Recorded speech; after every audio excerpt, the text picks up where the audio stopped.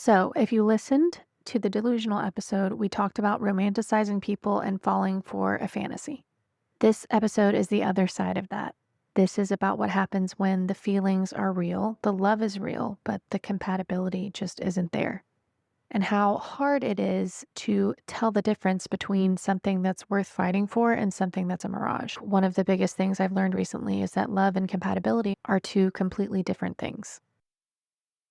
Guess what? My record is officially out. If you've been listening to this podcast, you've basically been hearing the emotional backstory of this record in real time. If anything in this podcast hit you, there's probably a song that holds that same feeling. My record's called Attachment Theory, and you can stream it anywhere. Vinyl is available on my website. And yes, there are lyrics you can scream in your car. Go listen and tell me which song resonates with you. Compatibility doesn't just mean, could we live together? Do we like some of the same things? Compatibility means, are they emotionally available? Because if you are and they aren't, you're not compatible. If you want a relationship right now and they don't, you're not compatible. So compatibility has a lot more to it than just, we both like to watch sports or we're both creative or whatever. I think that's something that I ignored because to me, I would think of compatibility as something different. To me, if someone's unavailable, that's a part of their self-growth and self-development that they need to work on to live a happy life. And so in my mind, of course they would want to do that. And I love them, so I'll wait here while they do that, or I'll try to help them do that. But their journey in that situation is not necessarily your journey, at least not from the get-go when you're starting to date someone. Like, this does not mean you have some issues 10 years into a marriage that you need to resolve. I mean, this is like you are looking for a partner who is ready for the same things you're ready for and can meet you where you need to be met and can love you like you need to be loved. Another point I want to make is not only is it not your job to fix someone or push them into growth that they're not ready for, you're actually a crutch for them, and the dynamic of you being with them is what's preventing them from changing. Some people need to have a tower moment. Some people need to have certain life experiences, whether those are hugely negative or whatever it is, to be a catalyst for change for them. And you being there sometimes can prevent that. So let's talk about this mirage effect in a relationship where you might idealize partners or project what you want onto the other person instead of seeing the reality of the situation in the present moment. You'll be more likely to do this the more that you feel like you need another person to feel whole, or the more you crave a relationship. Now, there's a caveat to this because I think we have become too focused on ourselves in modern day society. I think we need other people and we need relationships in this life. So I am not saying that you should feel like you don't need another person at all to be happy. But the more that you feel like you can't live your own life and be happy on your own, at least long enough to find someone who you are truly compatible with, the more likely you are to attach yourself to people who may not be right as soon as you have some passion or some compatibility or as soon as you like something about them. Another misleading thought or mindset you can have is a scarcity mindset that love is hard to find. Because if you believe love is hard to find, the more likely you are to force something to work. The opposite of that would be believing that there is someone out there for you. And also, I think another big fallacy, I guess, or incorrect way of thinking that's sort of become ingrained in a lot of us because of whatever it is, narratives in love, is that there's the one. And I'm not saying that necessarily doesn't exist, but I will say that I do believe we are meant to have many relationships that serve different purposes over the course of our lives. And so it might be helpful to shift your vision to looking at the fact that there are many people in the world that would be compatible with you in different ways. And there are many people in the world who will love you the way you need to be loved and not make your daily life hell or a struggle. Some more obvious reasons that you may be attracted to an unavailable partner or seeing potential where there may not be as much as you think are typical things like the thrill of the chase and being hard to get. I mean, it's just human nature that we often want things that aren't easily available to us. It makes them seem more valuable. that's another thing that you can do deep work around to reprogram some of these ideas, reprogram our brains a little bit to go, okay, this is a normal amount to be flexible with someone or to be accepting of someone's mistakes, or even just little things that you might question if they happen frequently versus is it happening frequently and are they being inconsistent? So let's say your partner's sometimes late because they tend to lose track of time. So they just have a flaw maybe with not being great with time, but they still prioritize spending quality time with you and they make an effort to communicate when they're late. The inconsistent or unmet need version of this would be your partner consistently cancels plans at the last minute, rarely explains why, and doesn't seem concerned with how it impacts you. Despite hoping that they'll be more reliable, they remain inconsistent, leaving you feeling unimportant. There's a distinction. Let's use an example of alone time or like a need for alone time versus them being avoidant.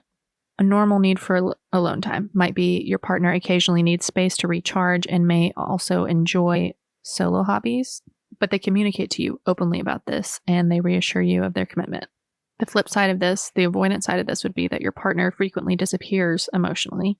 They avoid deep conversations and they shut down when you discuss the future of the relationship. So you keep hoping that they'll open up, but they continue to remain distant and then they leave you feeling emotionally alone. So needing a little alone time and expressing that and making you feel okay with that, normal. All the other things I just described, not normal. I know if one that I don't think I've had to really deal with, but I hear constantly, especially it seems like women dealing with this with men, but it can go both ways, is how much should someone's career goals take priority? So as an example, a normal, ambitious person who still wants to prioritize a relationship might have big career goals, and at times their work will take priority, which may mean rescheduling a date or changing plans occasionally, but they still show a willingness to build a future with you and they communicate, and they don't do this frequently, only in certain circumstances where it seems necessary, and they communicate that to you. The flip side of this would be a lack of commitment where they always put their career aspirations above the relationship and they avoid discussing future plans together. And while you hope they'll eventually make more time for the relationship, their lack of commitment continues to make you feel sidelined. And beyond career goals, it could also just be a busy schedule, which a lot of people have. So a normal version of this would be your partner occasionally gets caught up in a busy week and they might be less responsive, but they always check in and they let you know when they're free. So once again, communication, they will communicate this to you. They will give you your love language, whatever that is. If it's words of affirmation, you're feeling loved still. You're not feeling neglected. They just might be busy and they communicate that to you. The flip side of this would be they rarely initiate contact with you or keep communication really short and vague and leave you uncertain about their interest and then write this off by saying, I've been really busy. That's different. In that case, you might find yourself making excuses for their lack of communication, hoping that they'll become more responsive and telling yourself, oh, they're just busy. They said they're just busy, but the pattern doesn't change and you feel unloved. Somebody can be busy and still make you feel loved and prioritized and cared about. Even in the early stages of dating, when you don't know each other and maybe you aren't necessarily like their number one priority in life, they can still make you feel like you matter and they're going to show up and stick to their plans, even if they're busy. It's funny saying all this out loud because it seems like duh, but I swear, like these are some of the things that I get caught up on. But I think especially if you're really empathetic and especially if you love relationships, it's really easy to write things off. What are some more things we can do about this situation? Well, one of the things that's helped me and I think is really necessary for anyone going through any of this is a lot of self-awareness and reflection. So if you're continuously getting into situations like this, there's some things you need to look at within yourself. It doesn't mean everything's your fault, but it means, that you are putting yourself in a position that is not making you feel loved frequently. And why is that happening? And there can be many different reasons. So you might want to journal or reflect on why you're holding on to these unavailable people and reflect on what are you really getting out of this attachment or these attachments. A book that I found actually via TikTok, believe it or not. I saw this girl pop up. Her name is Anya Lincoln. And I really liked the way she was expressing some of her ideas. She wrote a book called I Am, and I ordered her book and read her book and loved it. And it's about identity work and changing your false identity beliefs so that you can construct an identity for yourself that aligns with who you really are. Therefore, it can help you identify any beliefs that are holding you back from healthy connections. But what I liked about her was the way she expressed this in a really unique way that I had never really heard. I feel like she sort of steps around ideas that I have heard before, but the way she puts it all together is a way that I had not heard. And I think some really great exercises that you can come back to again and again, like the same exercises, to peel away different layers of beliefs that you have in all areas of your life, not just in a way that pertains to love. It could be your identity beliefs around money in your life, or why you can't stick to consistent routines, or whatever it is. The exercises she talks about in that book are really great for that. And on that note, I think if you're going through this, try to really shift your focus inward and redirect a lot of that energy that you're giving to other people and that's taking up all that space in your mind every day, where you're just maybe dwelling on relationships or dwelling on certain people. Redirect that back to yourself and your own self-growth. And that doesn't mean you're putting up a wall and you're cutting off all connections, but it is putting yourself first in terms of what makes you feel good and what makes you live your best life apart from someone else, so that when you find someone who is right, they're coming into a version of you and a version of your life that you love. And that also means they're going to align with who you truly are and the life you really want to live, as opposed to you potentially sacrificing parts of yourself to make something work that really isn't aligned with you or what you really want. Self-worth can really be strengthened when we focus less on being chosen and more on choosing yourself. So instead of feeling like this other person needs to choose you for you to feel whole, you are putting yourself first. And when you build that self-trust, it really helps your self-confidence in that you're going to be taken care of because you're going to take care of you. So when you do bring a partner into your life to be interdependent with, to co-regulate with, whatever else, to love and share life with, it's not because you don't know how to do those things yourself. And therefore, you're going to have a healthier relationship because everything's coming from a place of interdependency rather than you acting out of your subconscious and not even knowing what's going on and needing and grasping at things or forcing things to be a certain way or putting too much pressure on another person or all these things that cause relationships to fail. If you struggle with anxiety, especially if you have anxious attachment, building self-trust and love is super important because it will lessen your anxiety the more you show up for yourself and prove to yourself that you will put yourself first in any given situation. AKA, you won't self-sacrifice all the time to maintain a connection, no matter what. It can be really anxiety provoking to know that you're living at the whims of someone else's behavior. Instead, look into yourself and go, these are the things I'm going to do no matter what.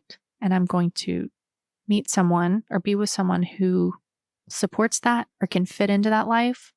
The flip side of that would be, well, I'm going to do these things, but as soon as they show up, even if it's at a time that's not opportune for me and I'm not able to go to the gym or do whatever it was I was going to do my work or whatever it is that you need to do to live your own best life, then you start getting anxious because the inner you, the little inner child in there is like, hey, what's up? You're like ignoring me. You're not taking care of me. You're doing whatever it takes to be with this other person and you're forgetting about me. So paying attention to that really helps anxiety.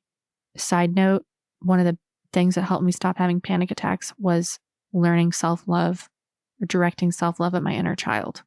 So reassuring a part of yourself, going, I'm going to take care of you. Don't worry. I got this.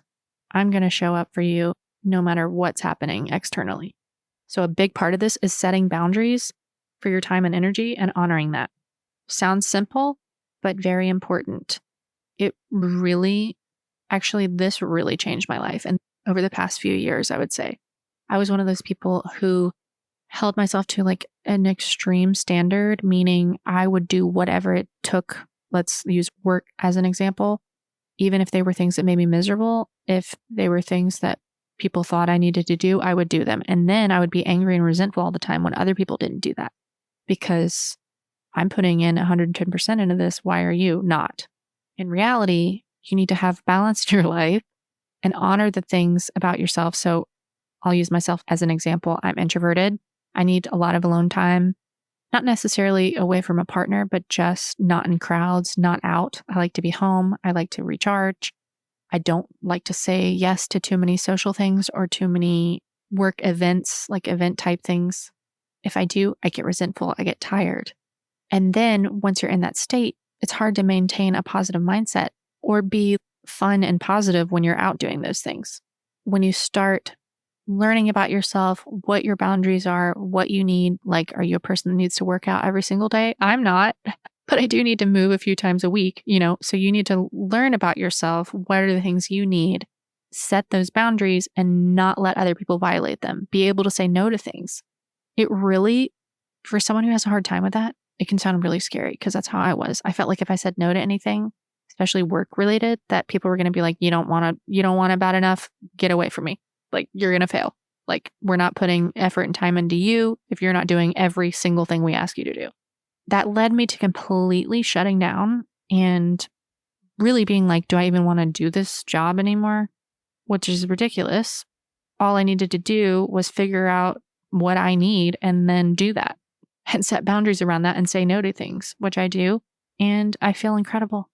I feel happy like every day now. Obviously, there's still some things that I do that I don't necessarily want to do, but you can know what you need. Look at your week, look at your month, look at your year, and know how much of that you can handle and want to take on versus just saying yes to everything and not having any boundaries or any idea of where the limit is. Another little tidbit is to work on yourself to cultivate the faith that you don't need any other specific person to get anything you want out of life, whether this is in love or otherwise. You don't need any specific person or specific situation to get what you need in life. That can be something you may need to reprogram belief around. If you get really attached to specific people or specific things and getting, for instance, you like this person, you need to get love from this specific person in this specific way. If you don't, you're not going to be happy. That's not true. That's a lie your brain is telling itself. You can find love elsewhere. You can do lots of things in your life that will make you feel loved, happy, and fulfilled. And you don't need to force it out of a certain person who isn't fitting that mold. You can do identity work with that book, I Am by Anya that I told you about. And that can help with that as well.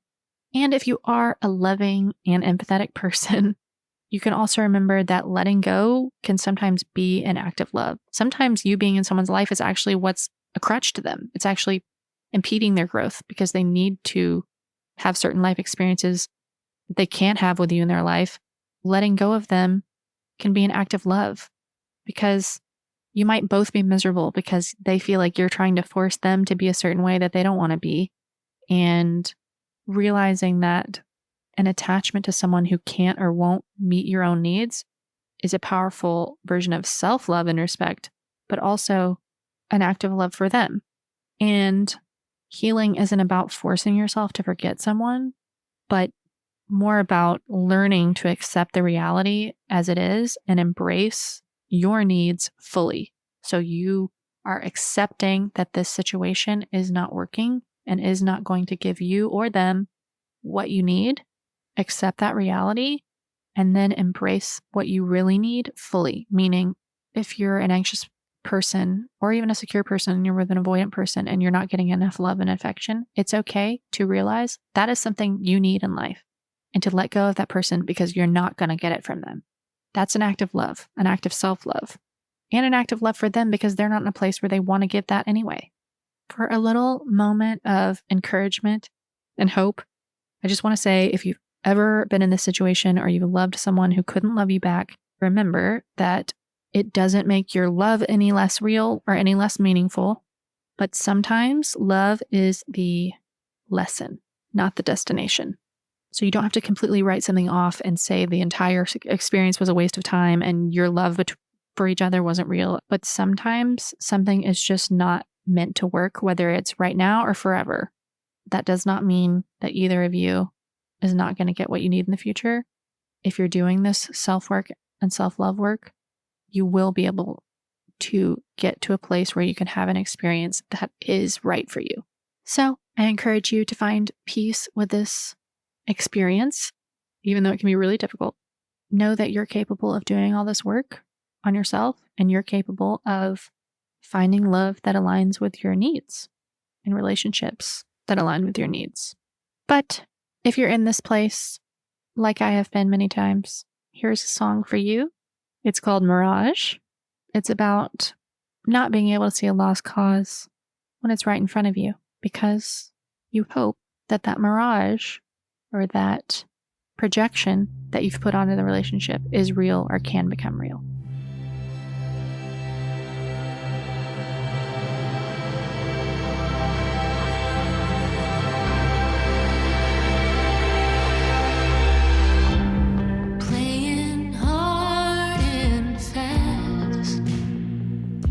You say you mean it, but it won't last. Pouring salt in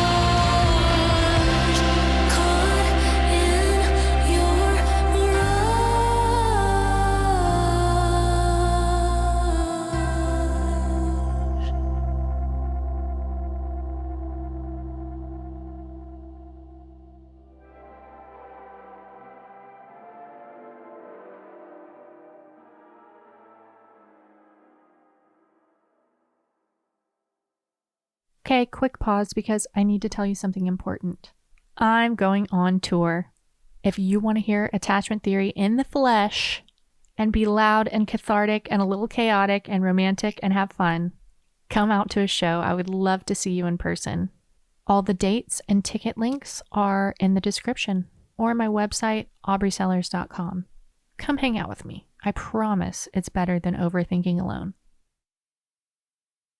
This week's Loveline question is from Sean, and he asks, what would you do or say when the person that you were delusional with, you find out that they're not intellectually compatible? Well, I love this question because it's literally what this whole episode is about. You had the feelings were real, but now you're seeing that the compatibility isn't there. And that's a really hard place to be because your heart is saying one thing and your brain is saying another.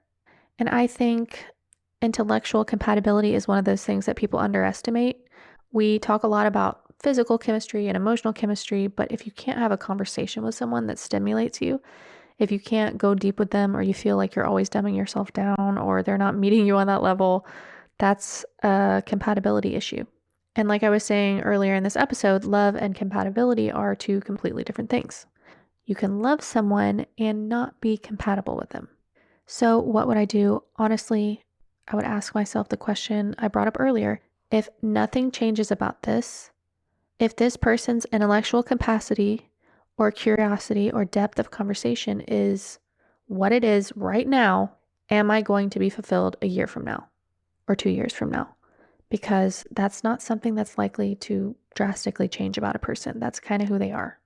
And I think when we're in that delusional phase, we tell ourselves things like, oh, we connect on other levels, or maybe I'm being too picky, or maybe intellectual compatibility isn't that important. But if you're someone who values deep conversation and mental stimulation, it is that important.